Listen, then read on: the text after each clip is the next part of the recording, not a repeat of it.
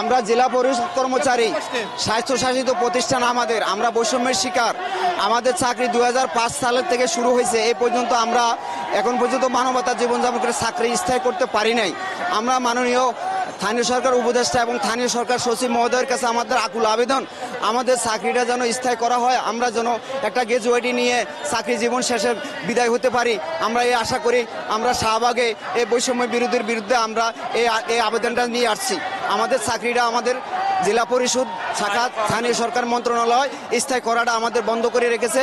আমাদের এই বন্ধটা চালু করে দিলে আমরা উপকৃত হই।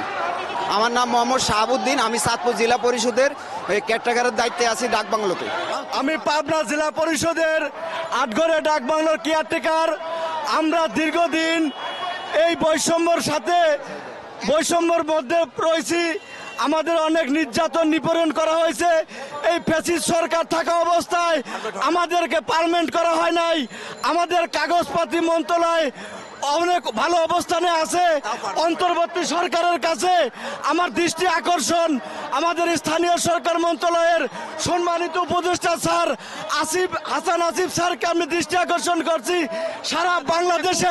সারা বাংলাদেশের মাস্টার রোলের কর্মচারীদের সারা বাংলাদেশের জেলা পরিষদের মাস্টার রোল কর্মচারীদের পার্মানেন্ট করার জন্য, জাতীয়করণ করার জন্য আমরা শাহবাগে অবস্থান করেছি।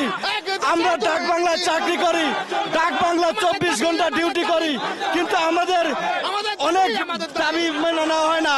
আমাদেরকে পশুর মতো নির্যাতন করা হয়।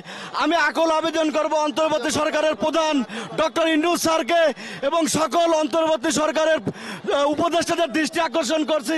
আমাদের সারা বাংলাদেশের জেলা পরিষদের ডাক বাংলা সহ প্রত্যেকটি মাস্টার রোলের অডিটোরিয়াম থেকে শুরু করে প্রত্যেকটি মাস্টার রোলের কর্মচারীদের সরকারি জাতীয়করণ করার জন্য বিনীত আহ্বান জানাচ্ছি।